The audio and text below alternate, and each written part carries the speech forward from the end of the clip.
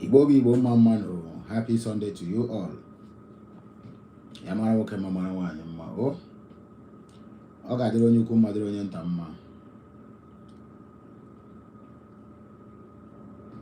God is always fighting the battle for his own people.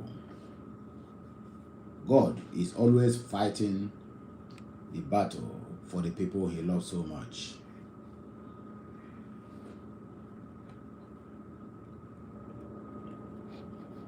After rain comes sunshine. I repeat, after rain comes sunshine.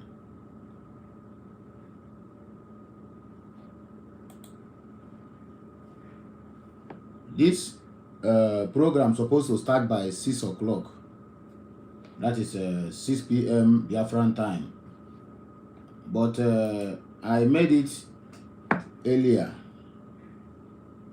I just made it earlier so that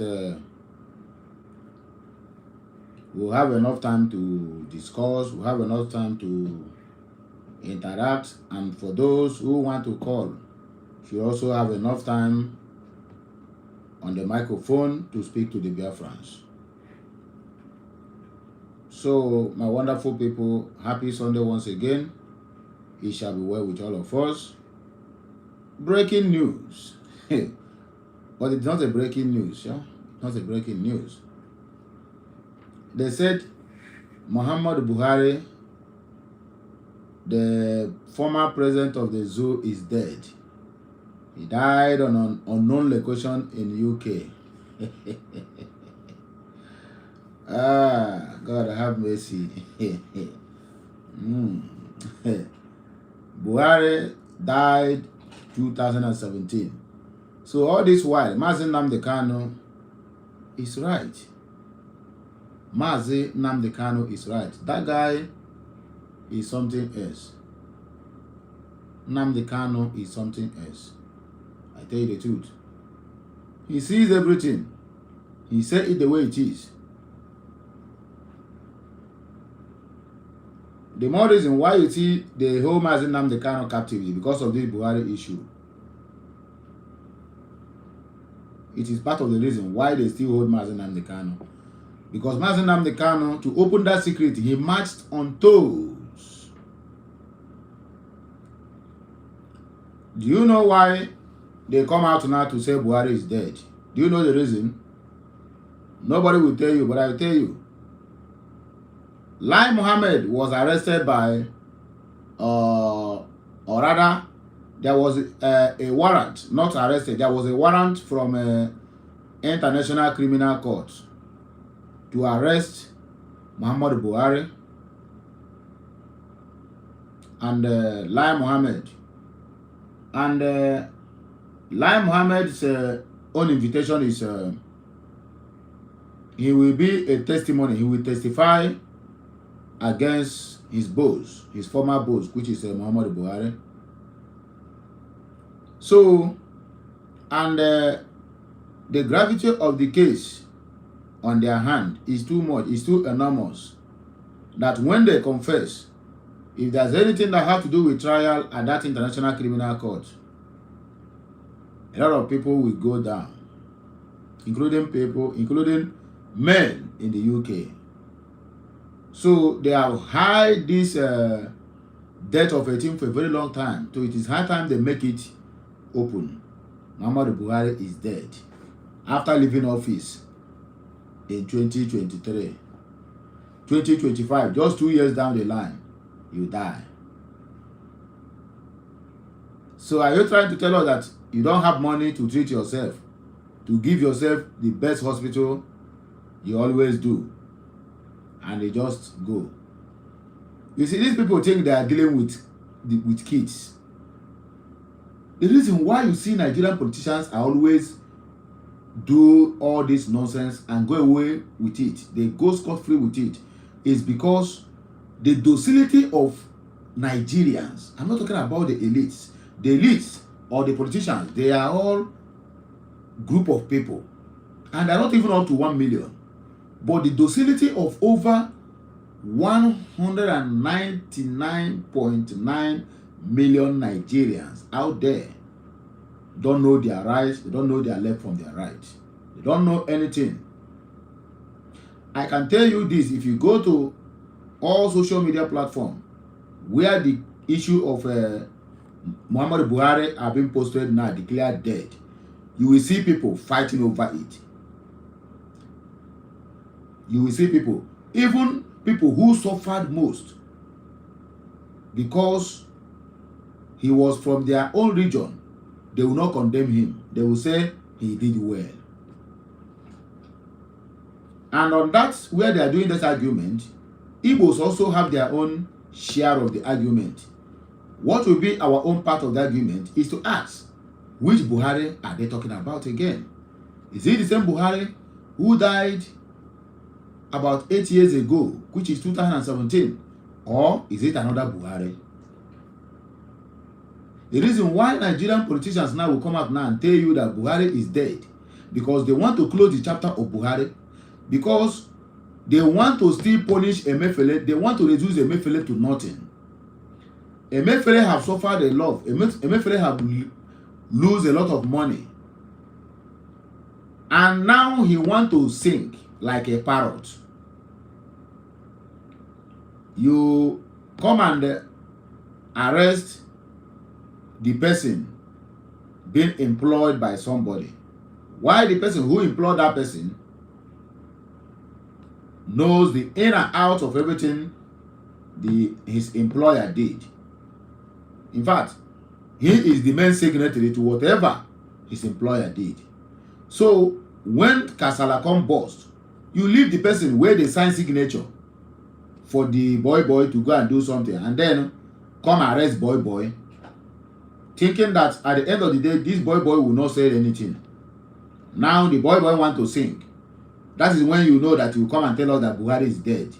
Did they think that they are dealing with animals? Anyway, I cannot blame them, because Nigeria as a country is a zoo. In fact, a banana republic.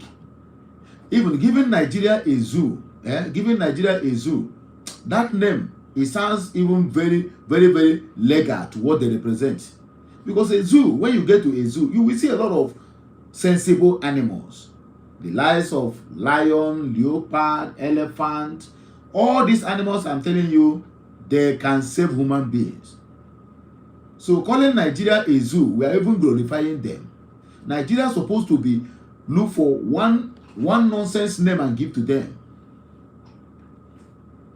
Because if not, you know that you are a zoo. How can you come out now to want the whole world to believe that Buhari just died? Just like that.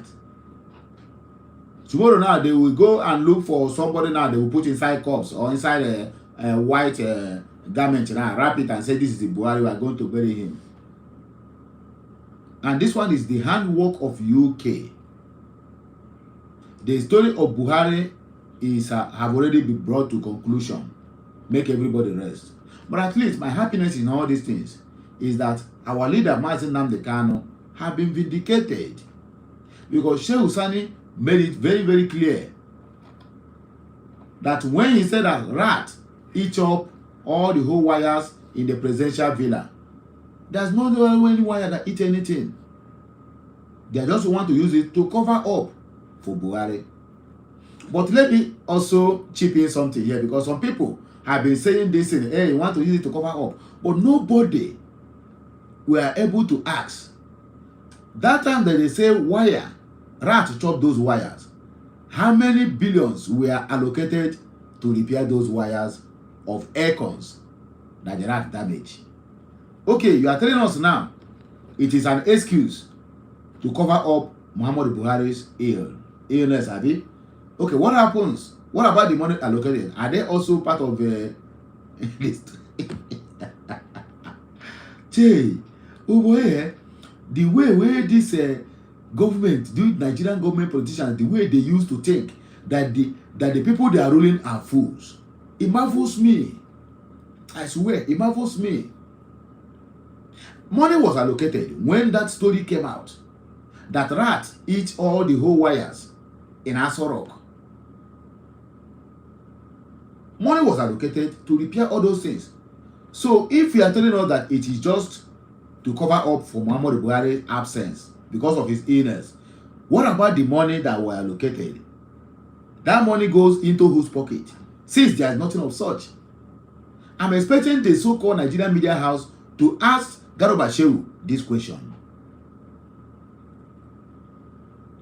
Yes, because anything that happens, if they tell you how many billions of naira were allocated just to repair those wires, my brother, you will faint. Is it not the other day we are hearing that 24 billion naira? When I talk 24 billion, I'm talking about 20 to 21 million US dollars.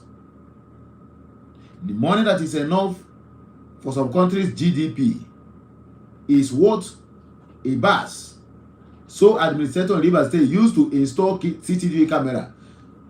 CCTV camera that have been installed there by Julius Beggars can last in that building for God knows when. So they sold those CCTV cameras and they used 24 billion to install new CCTV because the people they are ruling are mugus. So you don't blame them. You can never. Even me, I cannot blame them. If the people they are ruling would have fooled the street and protested and said, this thing cannot happen, when they do it 2 to 3 times, all these government officials will pick up. But no, once they hear it, Obasakano, na public funds, na I beg, may they go, may they continue. If I name maybe. I beg go, this my laugh. I don't know, say it depends on people. Say I they talk important matter, I can't they laugh. Oh, if I frown my face, they say I too they frown my face. They will say I too they frown my face. If I laugh, that same people again will come and tell me, why are you laughing for a serious matter? Can you hear a middle one man? But anyway, that's story for another day. Let us just look at the indices of what we have here today. I hope you have heard the breaking news. They say Muhammadu Buhari is dead. Wala no they finish. Wala can never finish, I swear. We have a series of matters I would like us to treat today. And part of them is there's one waiting this man talk. This man you people are seeing here. This man you are seeing here. This man you are seeing here. This man you are seeing here. You look at him very well. Look at him very well. You see this man you are seeing here. It is part of the thing that we are going to discuss today. And another thing again we are going to discuss, before I forget, the issue of what happened yesterday in Lagos State during their local government elections. I don't know which other way our people, our own tribe, our region, they want the Yorubas to tell them that they are tired of them, they should go back to their homes. You are still forcing yourself on people that don't love you, on the people that don't want you, on the people that never appreciated your existence. Yesterday, during the time of their so-called local government elections, Ohaneze Ndi Igbo, Abi Ohaneze Ndi Afonse, Lagos branch, came out to complain that the Igbos were not allowed to vote. Not that Igbos are going there for any position, but strictly they stop them from exercising their fundamental human rights. When I saw the video yesterday, I was amazed. I was a kind of flabbergasted. Happiness filled my heart. Why am I happy? I am happy because my people, if you are reading your Bible, you must have come across a word. I think Bible used that word either once or twice. When they talk about stiff-necked people, what Bible referring to is an Igbo man. An Igbo man never pick correction, never pick precautions. Igbo man, a typical Igbo man, is when rain is about to fall, that Igbo man will never run. He will never pack his goods unless when that rain begin to soak him and his goods. That is when he will start to run.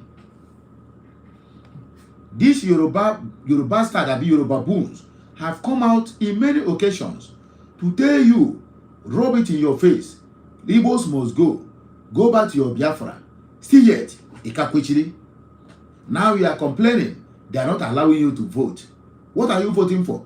You are not part of them. You are not part of one Nigeria. They have already seen you as a Biafra. They see you as your own country is already gone. Then what are you doing there? Why are you seeing by forcing yourself? You must vote in a place your existence becomes an abomination to that set of people. The problem we are having, the Igbos, we are too economical with the truth. We keep on lying to ourselves, which is very, very bad. The reason why you see, it seems like the Southeast is not working, is because we lie to ourselves so much. We are not telling ourselves the truth. How can somebody come out and say his name will continue to become Okammanama? I am only good outside, but when they come to my home, I am nobody. We are talking about the infrastructural deficit in the whole of Biafra land. We have an Ezigbo who is purchasing 50 acres of land, which is about 250 what do they call it, plots of land to build an Igbo community. But infrastructural deficit in Biafra land is alarming. The other day, I saw Obi Cubana chief priest sampling all his, I think a tower or estate or whatever you call it. Also, he said over 300 million. I can't remember how he said it. He was building that thing in Lagos. In Lagos State. Tomorrow, another government will come and they will demolish it and tell him you build it on the wrong way. Or they will hit him with a land, what do they call it? With maybe he went for a renewal of his C of O. Either they stop him from using there, or they will hit him with the money that will be too big for him to pay.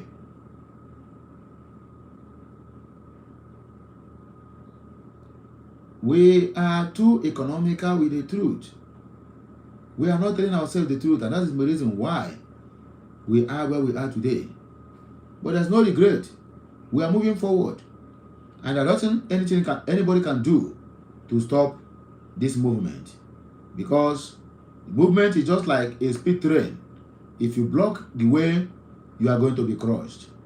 Well, anywhere you are, if you are hearing the sound of my voice, at the comment section of wherever you found this video, whether I share it myself or somebody help me to share it, please type on that comment section, Mazi Nnamdi Kanu, you are really a prophet of our time. May you live long. I repeat, hashtag Mazi Nnamdi Kanu, you are really a prophet of our time. May you live long. This is what I want us to be doing every now and then. And as you do that, may the Almighty God continue to bless you. Don't even forget that Simon Ekpa is also on the line. And Dr. Ngozo Arabeze is also among them. As you do this, you wish them long life and prosperity. So shall the host of heaven, Chukwukabiama, and all his angels surround you and also prolong your own life. Because that's every matter now. Not that they are dead, though. They are still living. But whenever you wish somebody good, just know it. That good will always come to you. You wish somebody bad, in one way or the other, that bad will find its way down to your domain. So that is it. So the picture I showed us before, this man, I have showed you before. Look, I want to read what this man talk. I want to read wetin this man talk, and I want this message to circulate. Let this message go to the nooks and crannies of all those our political jobbers, all those our political effluves, all those our political bastards. They need to hear this message. What Hausa man talk? Abi Fulani man. Please listen to me now. Shaky Jingis, sorry, let me open the light. Okay. Sheikh Jingis explosive sermon. This is a sermon. Oh. When you hear sermon is like you gather the congregation and you are preaching to them. Either you are transferring good wisdom to them, or you are transferring bad wisdom and bad energy to them. A typical example of what these people are teaching their almajiris that made them, whenever they grow up, they have to also grow up with that same hatred. Sheikh Jingis' explosive sermon. We will never forgive Igbos for Sardauna's death. Sparks national outcry. Can Peter Obi come out and say, we will never forgive Awolowo, or we will never forgive Nigerian government for the death of over 5 million Biafrans between 1967 to 1970, and Peter Obi will still remain, he will still be working freely today. Let him try it. Let him just open his mouth and make such a comment. The next hour, his two hands will become one. I tell you the truth. Because they will tell you now, hey, it is affecting the peace of the country. This one is going to incite people into violence. And Hausa man have said it now. He will remain in his home. After all, the Islamic cleric who said that Bola Ahmed Tinubu's wife's head, Oluyemi Tinubu, should be sacrificed. Did anybody do him anything? After they come out and tell us he have apologized because he's a Fulani man.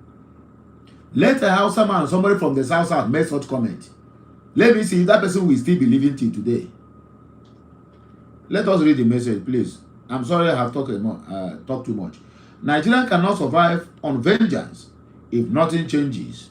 The country will fracture along ethnic and religious lines, just as it nearly did in 1967. Jos, Nigeria, July 11 of 2025. The national chairman of the Izala Islamic Movement, Jos Branch, Fadilatu Sheikh Sani Yahaya Jingi, has stirred national controversy following a sermon filled with ethnic sentiments that many fear could deepen divisions among Nigeria's diverse populations. In his recent sermon, Sheikh Jingi harshly criticized a group of Islamic scholars who hosted Peter Obi, the presidential candidate from the Igbo ethnic group, and the ADC party, dressing him in traditional Hausa attire, expressing anger and disapproval. Sheikh Jingi declared, if those scholars are not insane, why will you dress someone from the tribe that killed our Sardauna in Hausa garments? We will never forgive the Igbo for that. And you still yet, our people are still truncating. Okay, look at Peter Obi now.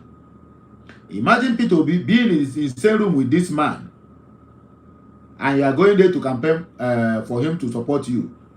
If that man have sniper, and your security architecture or whatever they call it, security details, lose guard, the man will put that in, you eat it and die. And nobody will do him anything. I repeat, nobody will do him anything. Nobody will even shoot fly. Look at the message. A scholar who carries the burden of millions or thousands of people that come to wherever he is, either to worship or to listen to his sermon. You can imagine the kind of hatred that this man is passing to them. That is how they pass hatred from generation to generation. He has made it as part of his sermon. He will be preaching it every day. He did not start preaching this sermon today. This one is just the one we see. We don't know what he must have talked in the past. Tomorrow when he is gone, somebody who will replace him will still continue from that same trajectory. And we think we are moving forward. We are not moving any forward. In fact, I am still blaming the so-called Igbo political leaders who think that by them being a stooge, that these people will never carry out their agendas. My brother, their agenda is a respecter of nobody. They don't care how many of your people you sacrifice. They must carry on with their Islamization and federalization agenda. Okay. Political roots of a historical grievance. The political conflict between Sardauna and the Igbo military officers stemmed from Sardauna's determination to limit their access to power, knowing they often use every opportunity to fill positions with their kinsmen. That is what led to his assassination. More controversial remarks. Earlier this week, Sheikh Jinhe also made another divisive statement regarding the ongoing banditry crisis in northern Nigeria. He said, "Stop calling Fulani people bandits. Even if they commit crimes, they should be spared. Arrest only the Hausas." God have mercy. This is how they kill the real Hausas. Listen again and listen good. He said, "Stop calling Fulani people bandits. Even if they commit crimes, they should be spared. Arrest only the Hausas." This statement sparked outrage, especially among residents of the Northeast and Northwest, where Fulani bandits are believed to have killed over 2 million Hausa civilians, my goodness, including the Emir of Gobir. Despite the scale of violence, no formal condolences or responses have been issued by top Fulani monarchs or the Sultanate. So that means these people have never finished the real Hausa. They are still killing them till tomorrow. Foreigners from another man's land. Okay. Analysis from concerned citizens. A prominent analyst and historical researcher, Musa Kabeo, responded, "When Hausas criticize Fulani dominance, they are labeled as contrast seekers. But Sheikh Jinge is openly defending Fulani killers from the pulpit. What's worse, the killing of one Sardauna decades ago, or the ongoing mass slaughter of Hausas by Fulani bandits today? Ongoing threat to Hausa identity. Historians and political observers argue the Fulani elite are actively trying to erase Hausa identity by dominating history, governance, and religious discourse. Yoruba and Igbo acknowledge the Hausas as a distinct and respected ethnic group, while Fulani narratives attempt to submerge and rewrite Hausa heritage. Fulani bandits continue to slaughter innocent Hausa villagers, while conflicts with the Igbo are largely isolated and triggered by Fulani instigated tensions. A call for unity and responsibility. There is a growing call for religious leaders, scholars, and community heads to refrain from inciting hatred or inflaming ethnic tensions. Leaderships should be about building peace and unity, not spreading division or ethnic superiority. Stay with us for more in-depth analysis as we move forward. Wahala no dey finish, I swear. Wahala no dey finish. So you can imagine what a schooler, just like a pastor now, going at the pulpit to make this kind of comment. Imagine what the Muslim community will have done on this issue. Okay, this man made this comment tonight. Where is Christian Association of Nigeria, CAN, who's supposed to be the first to react to this kind of useless statement from an Islamic cleric? Islamic clerics are just like Christian pastors and reverends.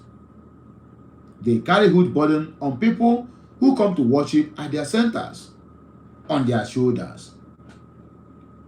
And then instead of you to be using it in a more positive way, you turn it in a negative manner, instigating violence, instigating hatred, instigating division among the people you called one Nigeria, minus the Biafran region. Few comments, please. Felix said, now the man picture be this one here, of course. Uchenna said, hate will only disadvantage you, but I'm sure most of you had gone past.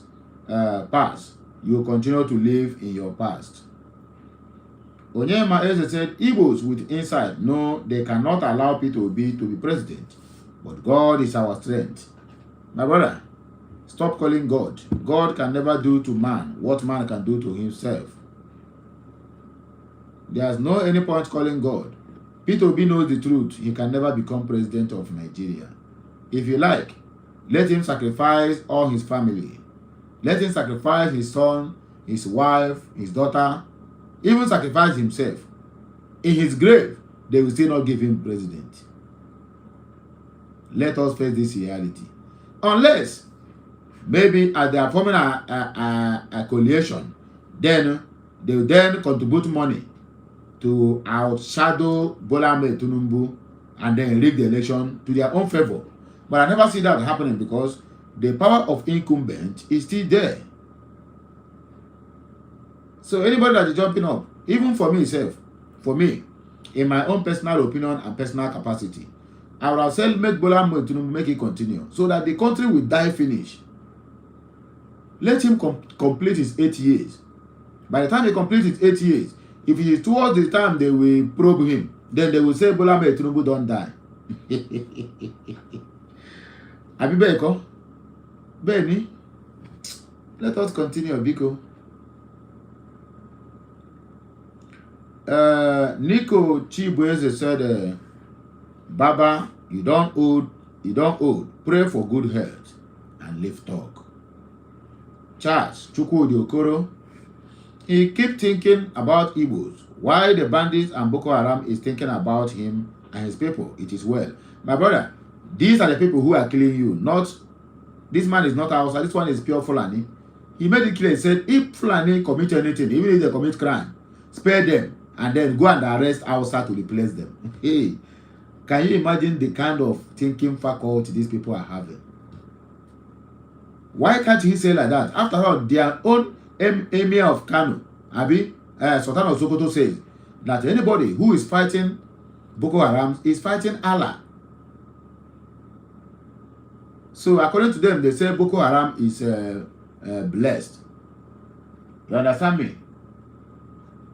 So why can't this monkey say this kind of thing and go scot-free? Crown Prince said, don't let anybody to deceive you. Nigeria is not a one nation and it can never be. For Peter Obi, he is just wasting his time and money.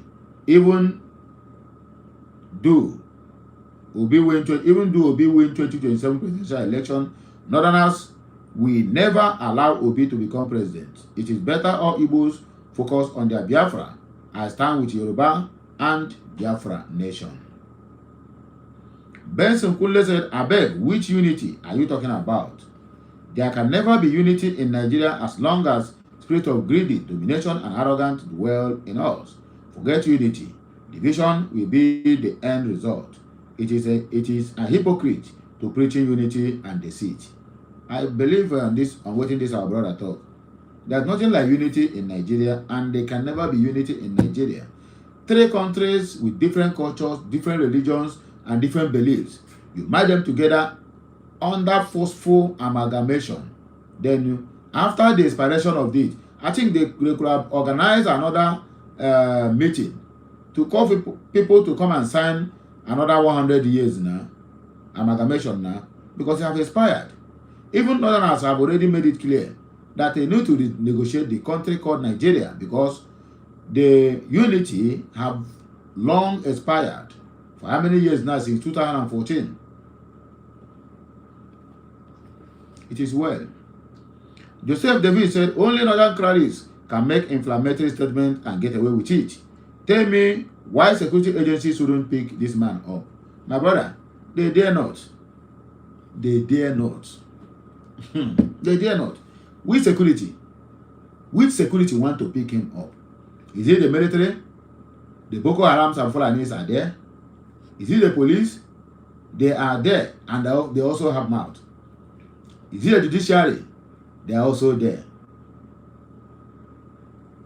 Very soon, it just remains small for these people to capture what they have been looking for in that country called Nigeria, and everything becomes a history. Minus the Biafrans. They can never conquer the Biafrans. No matter how small our portion is, even though with that one, Bùħàrî, they call us dot. You can imagine where Israel is, surrounded by enemies, but still yet, they are thriving today. So even if we are being surrounded by all the whole enemies of Biafra, we must surely thrive. There's nothing anybody can do about it. And that is the simple truth, whether they like it or not. So my wonderful people, seems like our time doesn't now kwarapu because she Jena and only 5 on a class in the one, according to the informate. So the program have to continue tomorrow. Maybe I will have to raise the time up. Anything close to 7 p.m. or 8 p.m. Biafran time, when everybody must have come back home, so that we are going to unite as one family and then make suggestions on how to move this our struggle forward. Your opinion and your voice counts. Your opinion and your voice also counts. So don't let anybody deceive you. You are part of the struggle. You are part and parcel of it. And one thing you must keep on doing as a Biafran, as a real genuine Biafran, is to make sure that you make your own contributions. I'm not talking about non-monetary contributions. The contributions in the way that it's either you join us in doing this, spreading this good news, or you keep on sharing, liking, both offline and online. Tell people why it is necessary to support the Biafran movement. You know, do not drag them too much. Anybody you tell is either the person accept the gospel or you move on. That's as simple as that.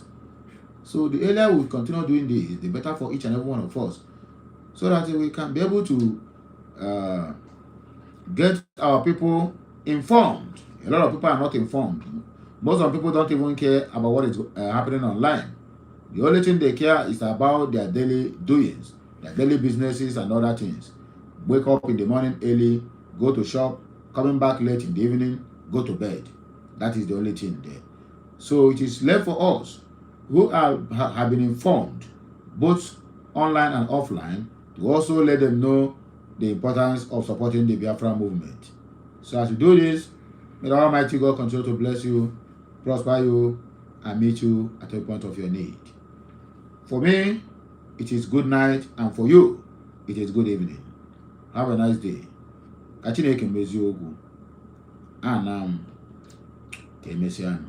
Tomorrow is going to be a calling program. Yeah, tomorrow is going to be a calling program. You call and you say your mind, so that people will also hear from you.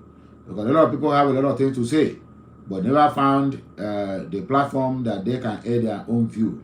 So I'm making my platform available for anyone who want to join the program of calling in to tell people your mind, what you think, how we are going to do this, and have any complaint on the areas that the government of USB need to look into. You made it open so that the people will also listen and make their own contribution as well.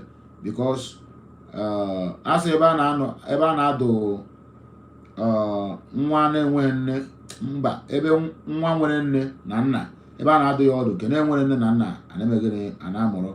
So the more you talk, the more the people, you energize people who want to speak, but they don't have the courage, for them to also have the courage to call and also air their own view. And that is the way I'm seeing it. So let us be serious with this our program.